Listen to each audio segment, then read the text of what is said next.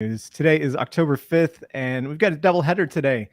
We have Jean from MUX, who is here to talk about their STIP application for the Arbitrum grants. And then we also have Millie, who is here to walk us through what's happening with Maker and then also the whole situation with the Lybra migration as well, too. Welcome, everyone. Hey. Thank you for having me, everybody.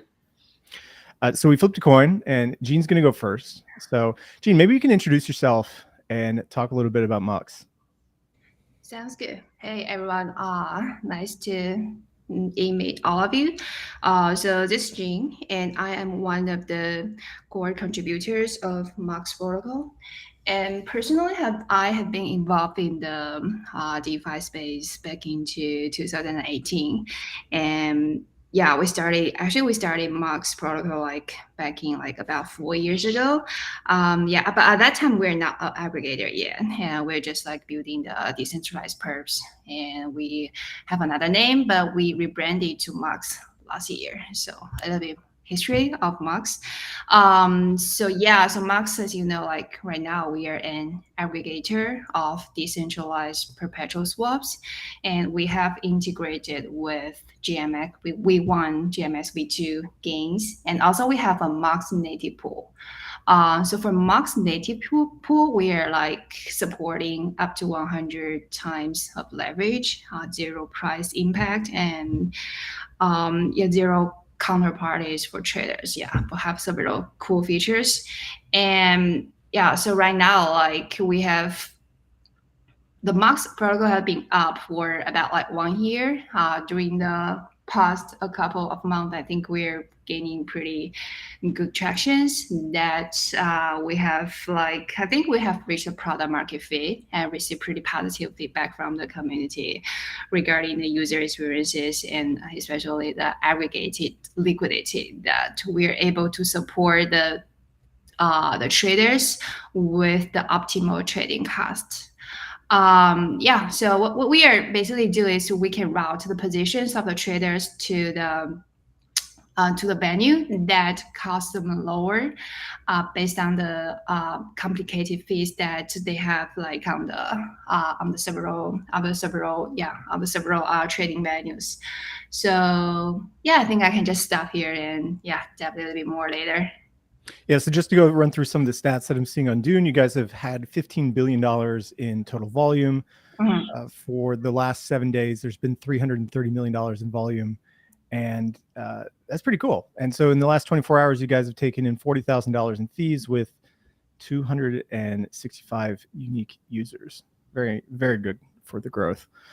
So we can see some of the cumulative volume here really was picking up a lot in the past quarter, from or what was this, from March until July, and then it's kind of leveled off.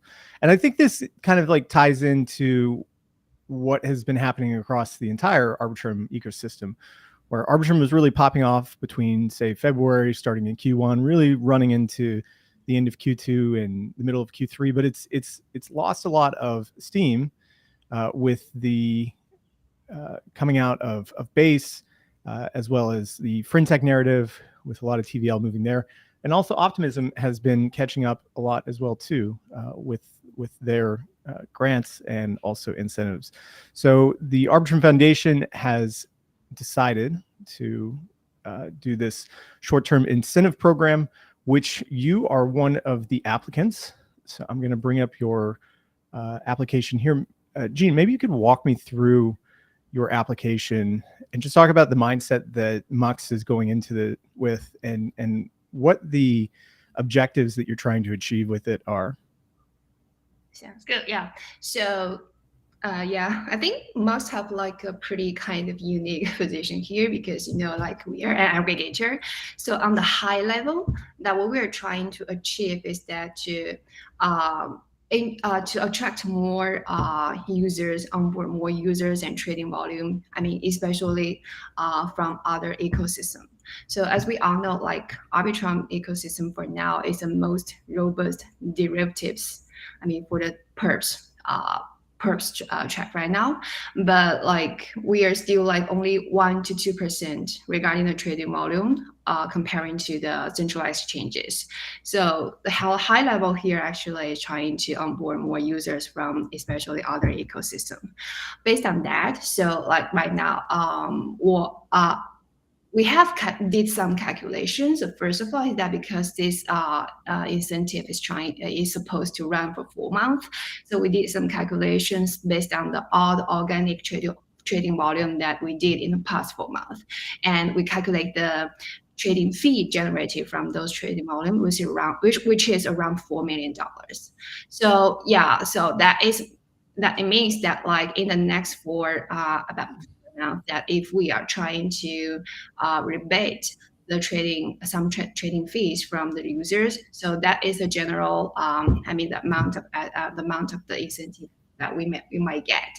So right now, like our because like so right now that based on the goal that we have right now, we're trying to do some trading incentive, which is a core part of the distribution of the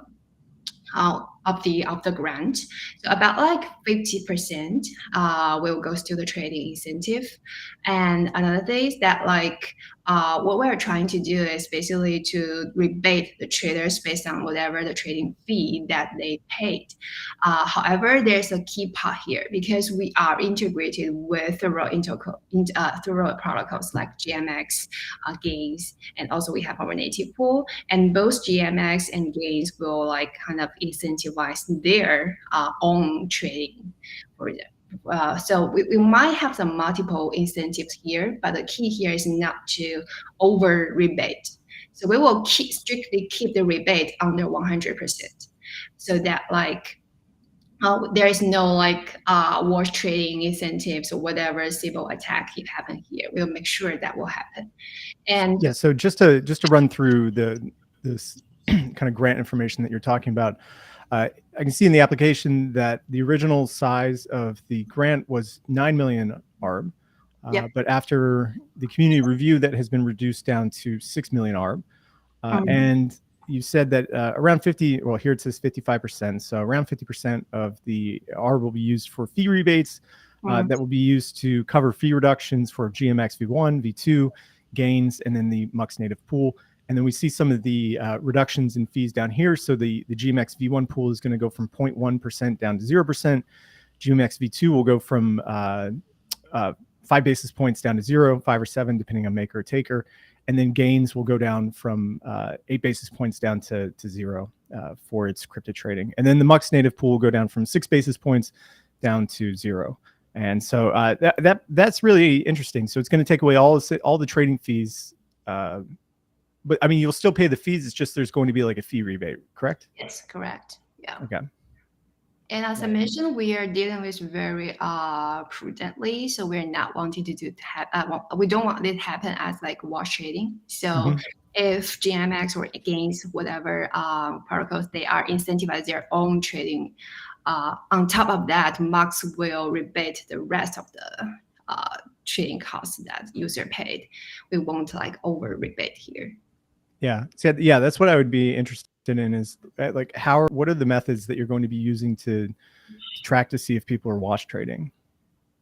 Oh yeah, for sure. So we also have a one like the rule here that we won't expose our rules here, but we do have like a small team observing all the activities because this is something like an airdrop, because we cannot expose the airdrop rule before the airdrop. Otherwise, someone will do some attack here, the civil attack here. So this is basically rule here that we won't expose the rule, but our team will observe all the activities, and if there are some like suspicious activities and to kind of do some civil attack or wash trading, then we will kind of exclude those addresses from receiving the incentive here.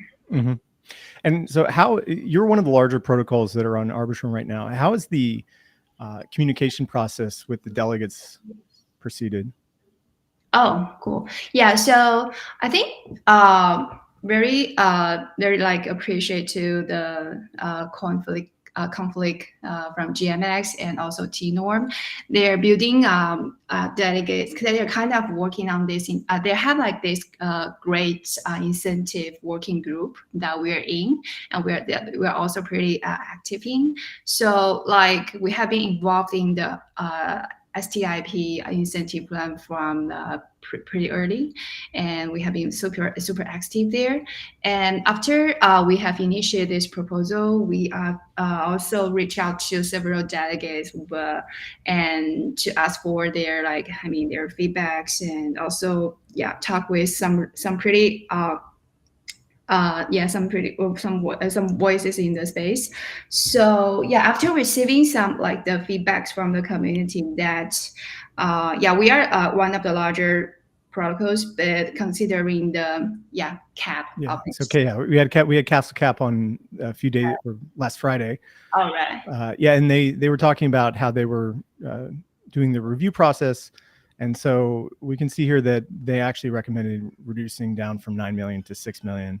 But overall, I think they thought it would be effective in the grant distribution, because the analysis that you provided for the reasons for the 6 million ARB seem pretty reasonable, right? Like over the past quarter of data that you had from, I believe, June until September.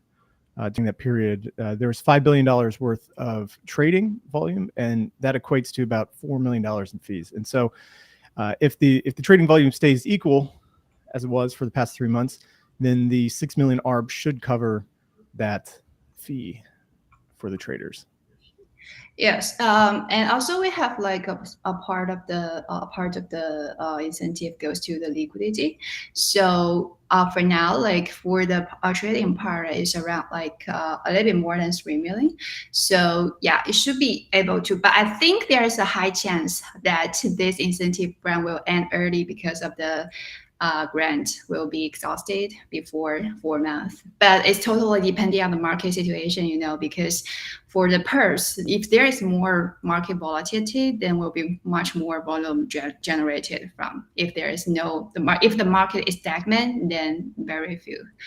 The volume will be much lower. So it's a little bit beyond that. And so what's your overall impression of the entire incentive program so far? Do you think it'll be successful in this first round? And what changes do you think will be made in the coming rounds? So I think there is an interesting change for the grants right now. We are aware of that like a couple of days ago, is that for the snapshot, there is a quorum of like 71 million, which I think one possibility is that I think maybe many protocols might not pass the quorum. That I think that is the highest possibility here, because that is equal to, that basically means that each protocol will go to the tally, because the tally used to have that quorum. So so this is probably one thing will happen here. But I think like such a long list is something that we didn't expect at the first place. So for personally, I think that it would be great that we have like maybe next time, that next round or whatever, we were working on that. We have like a committee to kind of coordinate coordinate the grant size and the process a little bit more. That would be super helpful. I think for other ecosystems, they might have they already have that, like kind of helping accelerate the process and to coordinate different protocols, because there's a cap there. So so this is, I think this is the first time, which is already super. It's already a huge step, but like I think maybe like in the next round, the upcoming next round, probably it will be better if we have some like more coordination from the from the committee or this is here.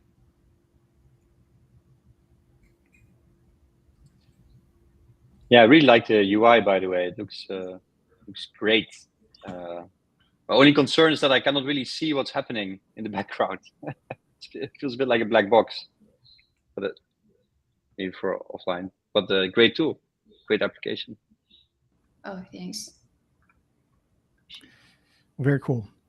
So Jean, thank you so much for being here. I really appreciate the description of what you guys are doing at MUX and how the Arbitrum short-term incentive program is aligned in the operations and growth of the protocol. It really looks like the numbers that are generated from the past several months of operating really do fall in line with what you're asking for. So I think that probably is, and it looks like there probably will be good political will to get this thing passed. So I'm hopeful that you guys get the full 6 million ARB.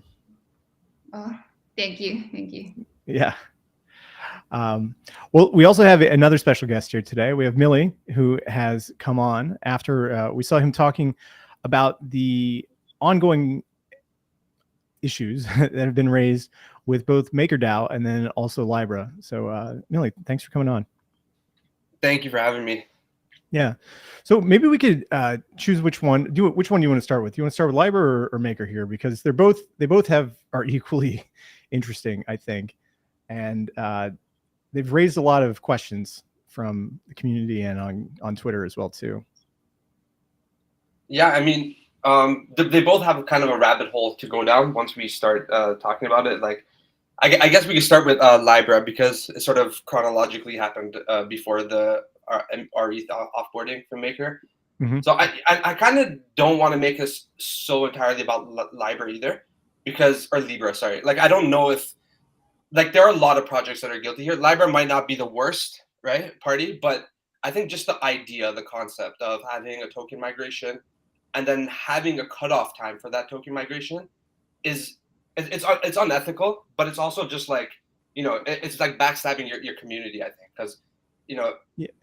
Realistically, like, sorry, go ahead. So maybe we could take a step back and just like walk through what exactly happened, because I don't think that, we know about it, but maybe you could give like the high level summary of what the Lybra migration was and what these kind of unmigrated tokens were. Yeah, sure. So Lybra is a stablecoin protocol. It launched in the spring of this year. It sort of, was under the radar at first, but then like it got a bunch of TVL, essentially from like ETH and staked ETH, and basically, it sort of blew up onto the map, and it had like a whole roadmap of like, ideas that it was gonna start shipping, and part of that was like a token migration. So, the protocol itself is only about like 6 months old. This is, short-lived, but it had like some decent success, in capturing TVL and capturing like some product market fit. And, I think most people that were, that are part of this community are pretty well engaged, right? And they're following along with all these developments. And so I guess the team at some point during this, like, they have this, this roadmap, this transition from a V1 to a V2, which sort of is a cross-chain stablecoin. Part of this roadmap, there was a migration process. Now, interestingly enough, I just pulled up, earlier today that they actually didn't disclose this migration process, that, there was going to be a burning of tokens during this migration process, but they sort of talk about it as, as they're describing the roadmap. And when it sort of came time for this migration process, I guess some things changed at some point, and they essentially, made the migration so that you're not only migrating your position from the protocol, you're migrating the token, but there's also a cutoff time to do this migration for the token, particularly. And so this cutoff time was a very short period too, like 30 days. Right? Yeah, it was 30 days. Yeah. Yeah. So they added this in, right? And I don't know where this came from, because initially they actually strictly said, and I just tweeted about it this morning because I was looking up to the preparation for this call, and I sort of looked back at these old Medium articles, and I noticed this one article that, like, the initial article that described the roadmap, and it never mentioned anything about it. Actually specifically says that the token supply will not change in the transition. And I'll link that here. And, so they explicitly, said that the token supply won't change, but they also didn't really, give the community a good idea of like what to expect. And I guess there was a lot of dialogue happening on Discord or their forum or whatever, but like anyone from the outside wouldn't have noticed this. And 30 days is like a ridiculously short period. So essentially this 30-day ended.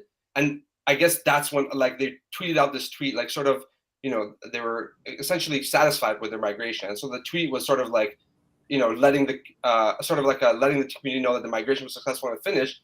And that's when they sort of got a whole bunch of attention, when people are like, wait, you guys are burning, like, you guys had a migration, a certain amount of the supply migrated, they were satisfied with that, and then they're basically said whatever LBR is remaining is going to be burnt, like the supply will be burnt. So this isn't sitting in people's wallets. It's somehow the token is going to be upgraded and those tokens are going to be transferred to the burn address or something along those lines. So I think anybody, any like reasonable person would look at that and say, there's something very wrong there, right? So maybe I should pause there and before we go further.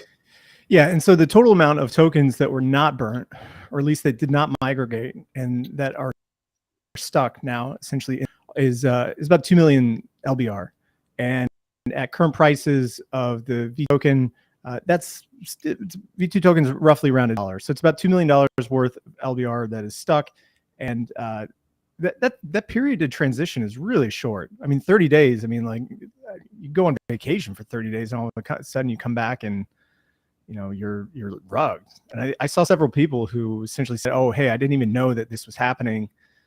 Like, it's a really short time period to communicate all of this, and I missed the migration period. And so, like, what happened next? So I think this brings us to, like, I think the broader question of how token migration should be handled in general. So one thing I would say, the reason why I found this particular case really egregious was because Lybra is a very new protocol. It's like 6 months old, right? The fact that it's transitioning, it has a migration, is kind of a little bit, I don't want to say fishy, but it's questionable. Like, why is there token migration 6 months in, right? Like, why does a token need to migrate? It doesn't, right? Like, the protocol might have to change to a cross-chain protocol and change some sort of some code infrastructure to accommodate that. The token itself doesn't actually necessarily have to change. Like, I've been through this process. The token doesn't really have to go through a change unless it, some way is the protocol is dependent on the token, which you kind of, and even if it is, they could just program the same address into the new protocol, right? So I really, don't see a reason why the token had to be involved, other than to, change the supply, which they did. They, to change, make some adjustments to the supply and to the dynamics of, how the token is vested and, how it operates, I guess, and how many tokens will be in circulation, because I believe there's a vesting in the migration process itself. So realistically, they had very, very, very weak reasoning to even involve the token in the migration. And then they have basically no reasoning to justify removing any amount of the supply, right? Like, that to me makes no sense. And I think it touches the broader idea of, like, token migrations and whether they should be open-ended. And I think in almost every case, they should be open-ended, because, like, part of crypto, like, one of the things we have to hold sacred in crypto is the idea of, the cold storage, right? Like, that concept of cold storage, of just, like, holding funds in a seed phrase and it's secure, like, that concept is sacred. We have to protect it. And if we have, deadlines for migrations, like, you're completely disregarding this whole, application of, like, cryptography to this industry. So it's, I don't know, I think it's, philosophically it's just wrong to do. And I think there's very few cases where it could be justified. And, like, I'll give a simple example of why you would want a deadline in a certain case. And that would be if, let's say, a token's on Cosmos and it has its own validator set, and it has, like, all this infrastructure there that is completely belongs to that token's protocol, to its respective protocol, and you want to transition that to, like, another chain like Ethereum. Now you have, a dynamic where there's validators that need to run indefinitely to support an indefinite migration. That might not be feasible. So maybe, in a case like that, you'd say, okay, we'd have to have some deadline, really far in the future, but we communicate it, and we always have a way for people to migrate if they really wanted to. And I think, so, like, the migration contract on Ethereum even could always, could potentially, be indefinitely usable, but, like, maintaining those validators might be very difficult, and definitely it might not be feasible. So that, you'd have to have some deadline, or you'd want to have some process of winding that down.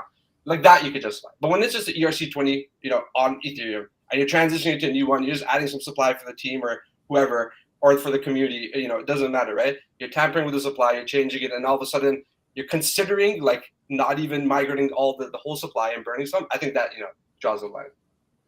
Yeah, there's probably a much better way to do all of this, where, like, these migration contracts are typically just like the contract takes in the old tokens, which are then technically burnt or like locked, and then they issue the new token on the back at like 1-to-1 or whatever the new ratio is, right? So there isn't a ton of working parts that go into these migration contracts. There's no reason that they can't just be set up and then left for eternity, right? I don't really understand why they didn't just airdrop, right? They could have just said, oh, hey, like, we're gonna, if you have tokens in your wallet, we're just gonna airdrop you these new V2 tokens. Thank you very much. You know, we'll move on at the end of the day, and we'll pay the gas fees to ship everything out. It's just a very weird situation. Yeah, I mean, I think, you know, there's a lot of ways you could probably be generous towards their behavior, but like, I think, you know, I would say there's somewhat of somewhat malice to it. Like, you know, it looks. Yeah, let's sorry, I don't mean to interrupt, but like, I think we should actually talk about that, because have you seen the new Medium article that they've put up recently in the past day?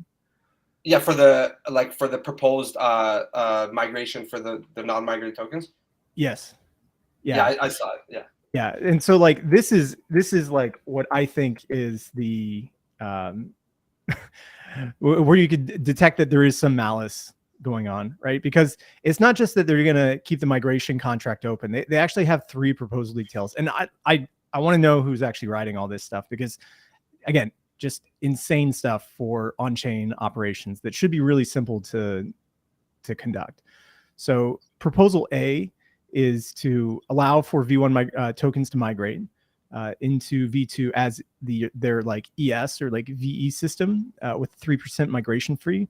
So essentially they're saying that the tokens will need to be locked in their VE contract with a 3% migration free, and then they have a 3-month lockup after they've been swapped over, which again, these are free floating tokens at the moment that they're going to force a lockup on. The second option is a more punitive option. It's to migrate the V1 tokens to V2 LBR with no lockup. Or no, they still have that 3-month lockup, and then they're going to charge a 20% migration fee. Again, very punitive. And then option C is remove non-migrated V1 LBR tokens from token circulation. Fully punitive here.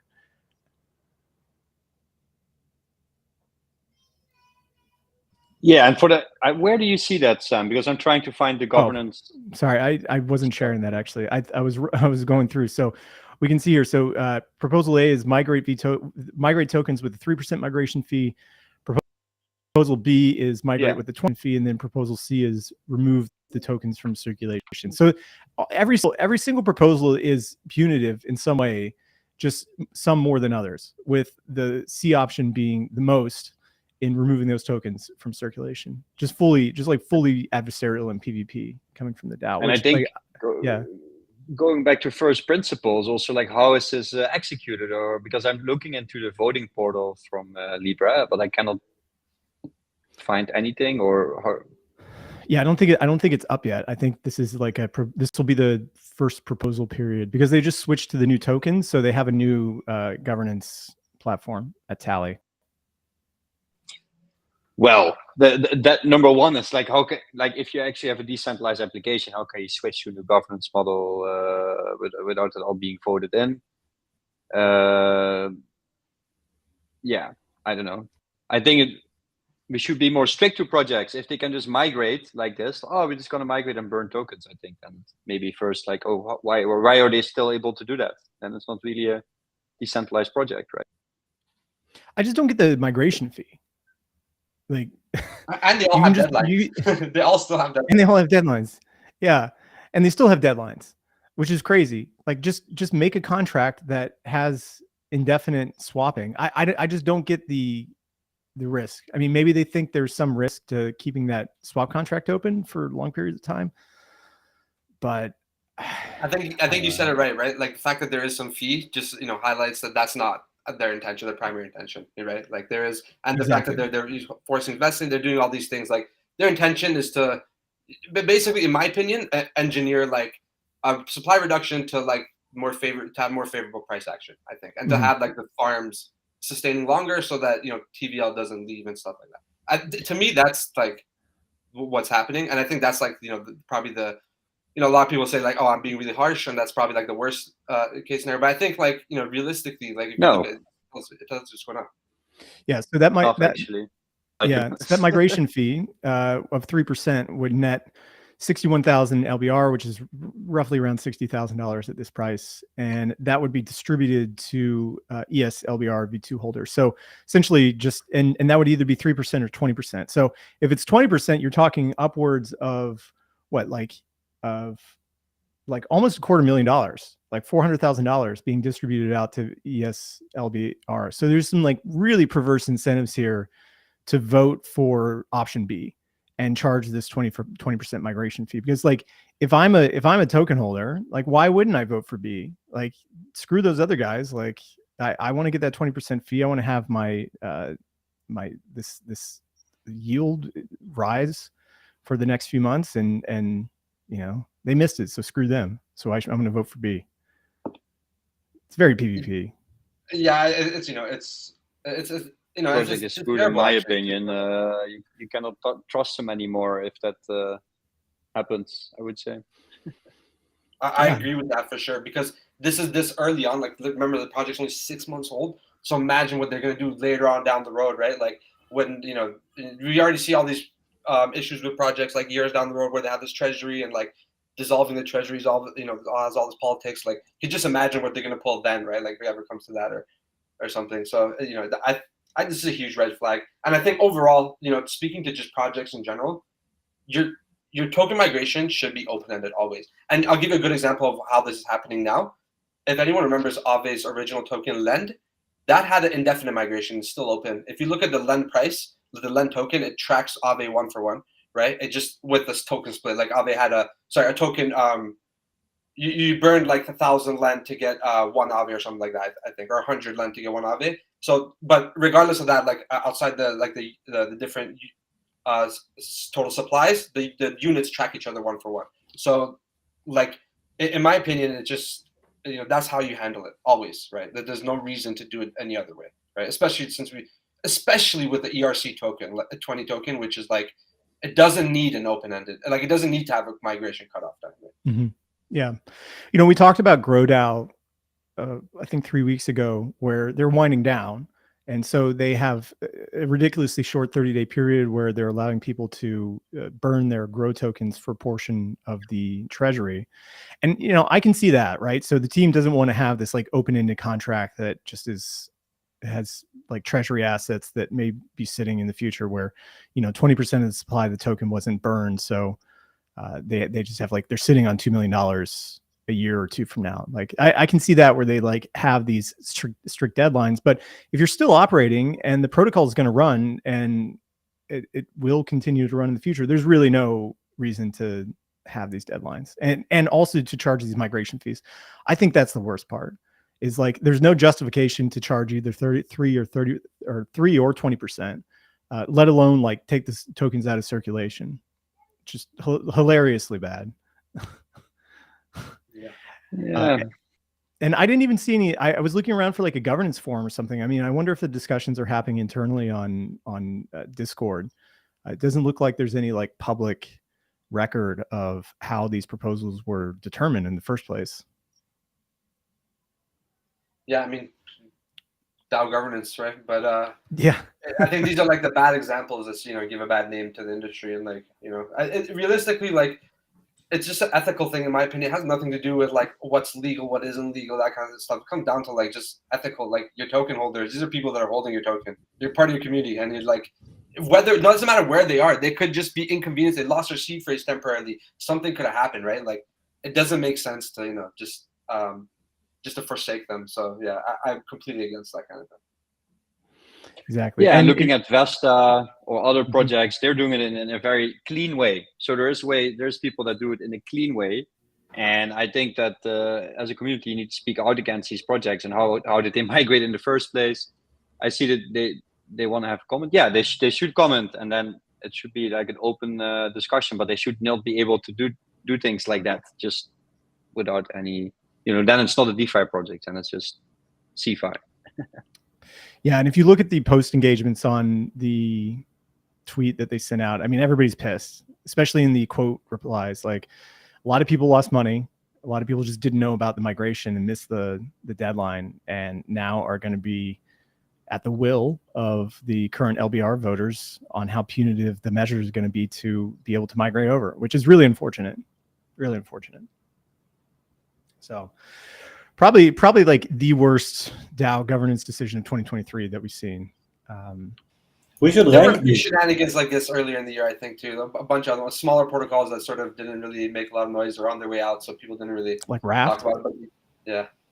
Like We should have a ranking. Yeah. Sam. Have we like should. Yeah, Well, definitely. That would be useful. We also had you on to talk about another potentially bad governance vote, or something that's causing a lot of waves, and that's the Maker's decision to deprecate their rETH V1 vaults or CDP vaults that are actually really successful. They have around $30 million of TVL in them, and as you reported on Twitter, Millie, they're generating about $1.4 million in fees annually. So from a cost perspective, like from a profit perspective, they're very profitable. They're making a lot of money, and there's no reason to actually shut them down. And Maker has proposed to essentially come in and set the liquidation threshold up to 10,000. So almost every single vault will be closed and liquidated. So you'll be forced back into probably either DAI or USDC or whatever's there. And there's not going to be any fees for it, and they're just going to close it and force everybody to move over, which again, it's also very punitive here. When people are taking loans, potentially thinking about, hey, I want to have this loan to buy a house. I'm going to put my rETH in here and, make a large purchase and then pay it down over time.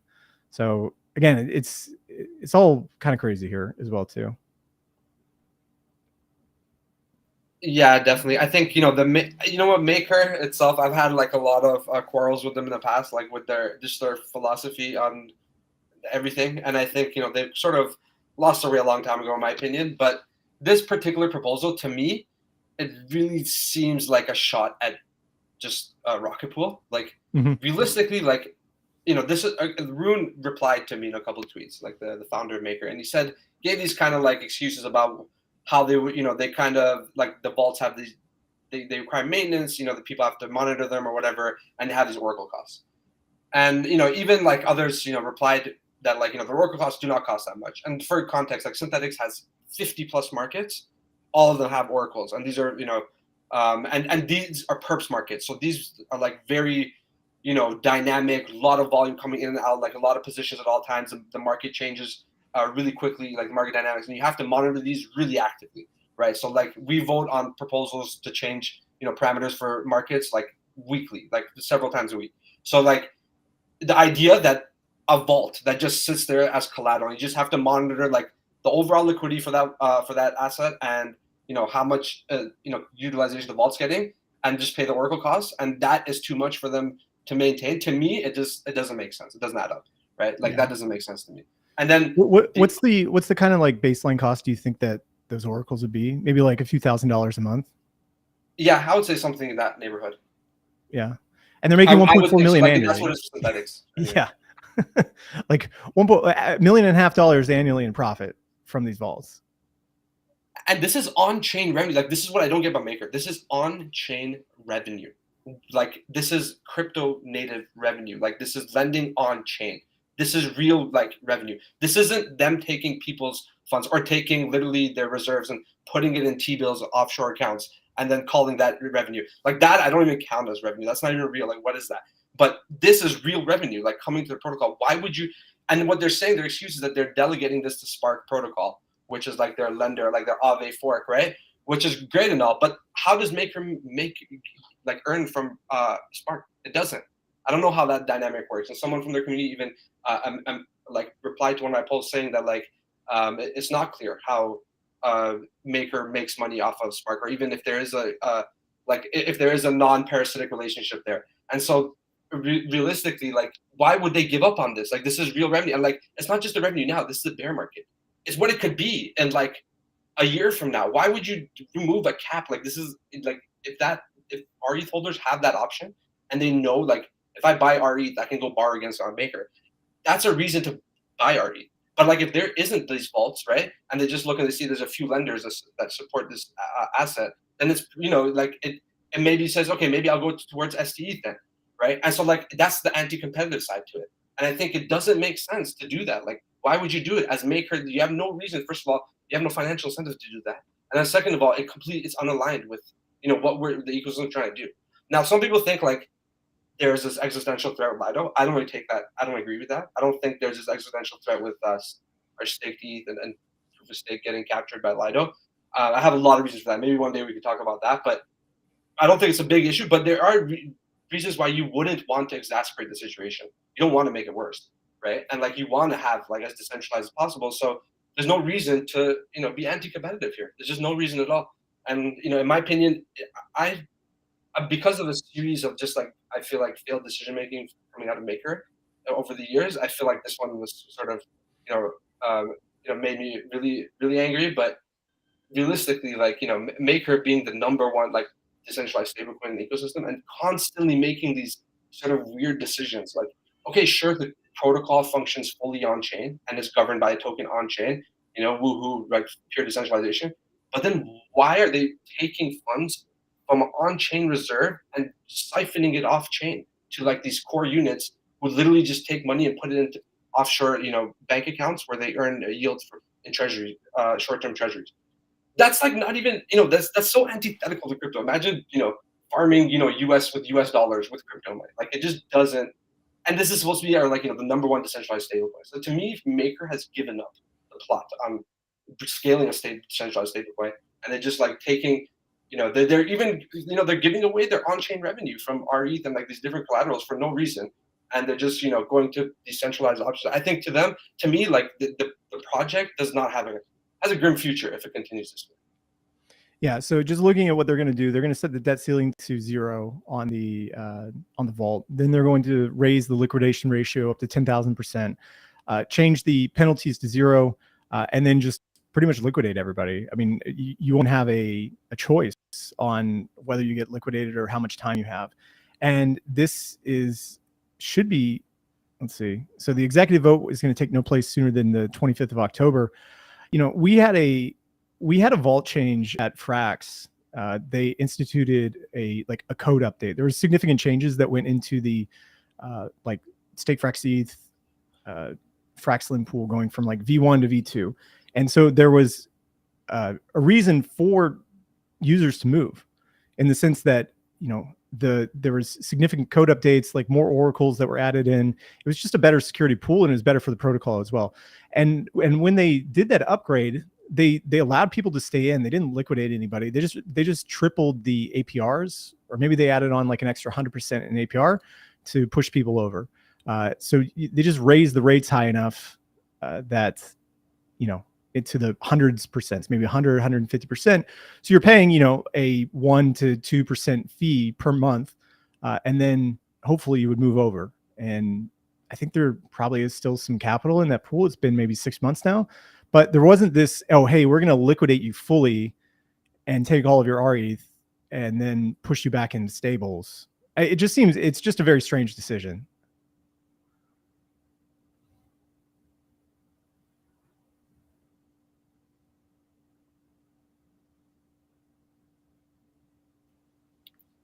Yeah, sorry, my mic was muted there. Yeah, I mean, I agree. Like, it doesn't. To me, it's just it seems political and anti-competitive. I don't know why they would do it. And then also one other thing I just want to say is like Rune's like rhetoric around it. What he's tried to do is like diminish like rETH like to the public, right? Like all these small cap, small token, like try to downplay like the impact of Rocket Pool on the ecosystem, of like how liquid potentially the token is and stuff like that, right? Like these small tokens, like it doesn't make sense for us to maintain these vaults for these small caps.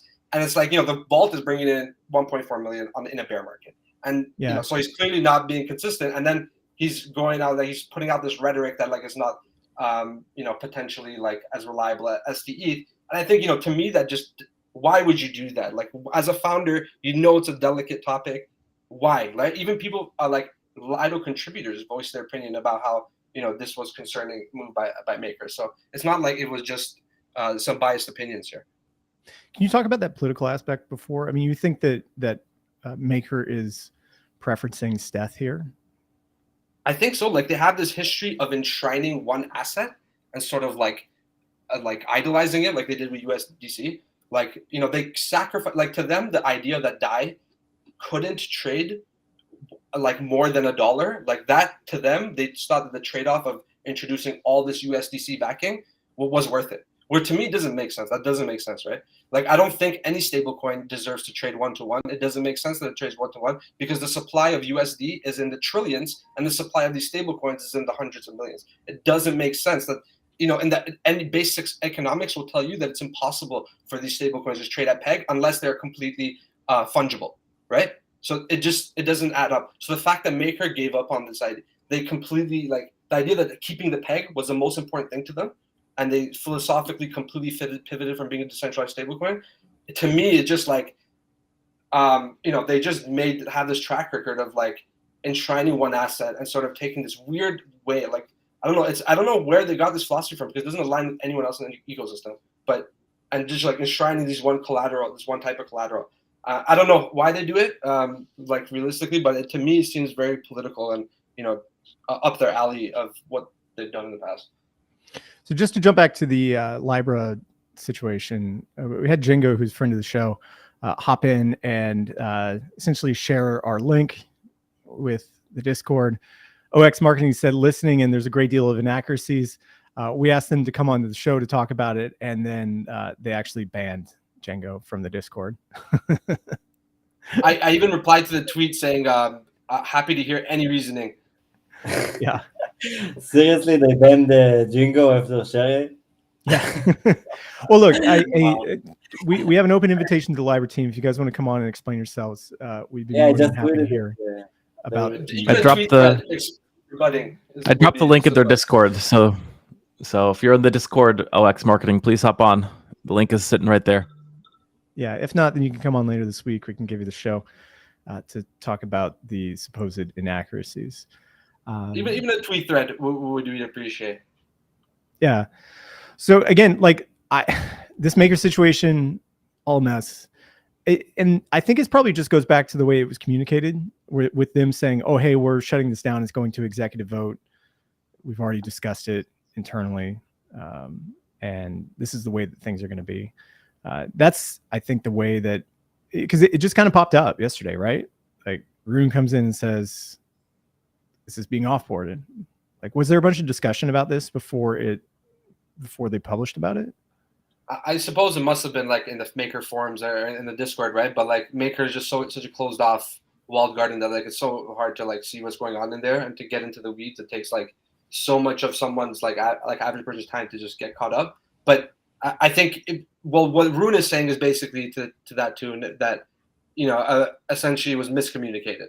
But like what I want to say is that, like, you know, I don't think so. Right? Realistically, there's, you know, when the protocol has on-chain revenue coming directly to the protocol, there's no way you could justify that not being worth it when the costs are like so simple. It's just like basic costs of like the Oracle, just a smart contract operating, and it's just the vaults is a smart contract, and it's just, you know, a little bit of monitoring on like these assets, not a lot of monitoring. And I can say it like from experience because at Synthetics we have 50 plus perps markets, and perps are like you know, very dynamic and very a lot of parameters for each market, right? Like the OI cap, the sort of the funding rate on what we call the skew scale, the price impact it has, and, you know, like and the fees for the market. So there's so much going on, and we, you know, constantly tweaking with these parameters on a weekly basis through governance. And it's like the idea that, you know, Maker just is too much maintenance for them doesn't make sense. So I think, you know, Rune is trying to posture like it was poorly communicated, but like I just think it's like just mismanagement, like poor decision making. Yeah, I see that in this forum article that they're actually, I mean, they're talking about like the scope, right? And essentially they're saying that rETH is the amount of rETH that are in these vaults right now is much lower than it needs to be, and that they're about $12 million worth of rETH short to make it proportional to stETH. And rETH only has about $26 million of TVL inside these maker vaults right now, while Steth has well over $500 million worth of TVL. So I'm so happy you touched on that, because isn't it just funny? Like, what is this artificial ceiling that they put? It is non-existent. This idea is it's like a man-made idea that like it has to be at this utilization because it's profitable right now. So it doesn't need a bigger cap to be profitable. What they're saying is like they're trying to say that if rETH cannot match the STETH, essentially like parity with STETH, that has to be offboarded. Which it just doesn't make any sense. Why would rETH be a parity? Because it's a minority LSD. Like it shouldn't be, right? It's less liquid. It's a little bit smaller. Like you wouldn't expect it to be. And so the idea that it would be the same, it's just unrealistic expectation of it, right? It doesn't make sense. So it's like they set it up for. That's why I say it's like political, right? They set it up for failure from the beginning. And it's just like this artificial ceiling that they put on it, like, or sorry, this artificial threshold that it had to meet of utilization. Where why would it have to meet that? Like, there's no reason, right? It's just political reasons.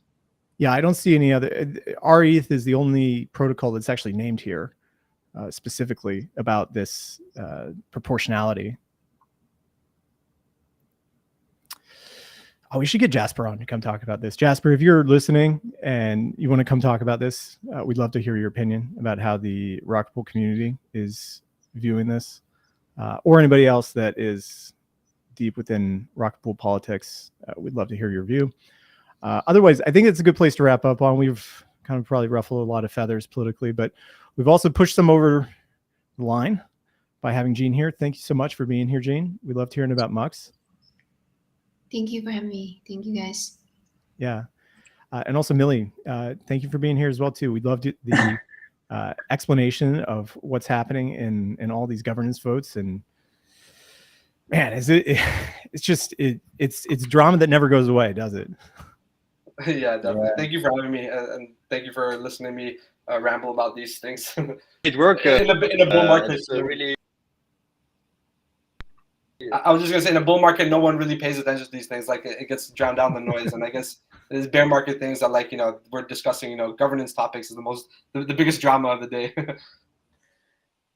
It's really fun. It's great. It's great that you're doing it. I think it's really good that you're keeping track of all that. Like, I didn't look into Lybra. I looked at it before, and I was always a little bit surprised why they got so big.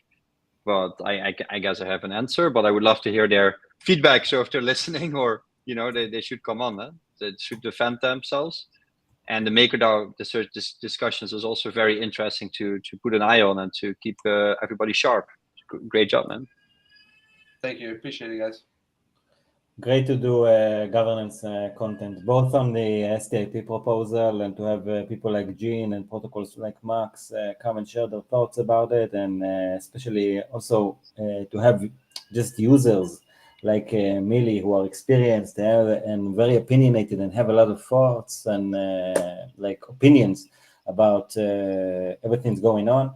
I think it's one of the things I like us covering the most. And also, I don't see this content on many places being talked about as much. And I really think, I don't know, it's so much fun. I'm really enjoying it.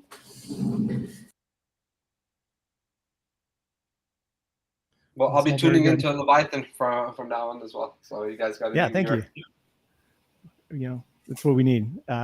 And so today actually is the opening of the voting period for the Arbitrum grants. Everybody's itching to see where the votes are going to go in the first day. We'll probably have a good idea of how those distributions are and who the early winners are when we come back to the show tomorrow. Next Thursday, we're going to have a big wrap-up episode. We're going to try to get everybody back on to go over the winners and losers of the STIP proposal once voting is done. So tune in for that, and also tune in tomorrow where we cover early voting. Thank you, everybody, for tuning in, and we'll see you tomorrow. Goodbye, folks.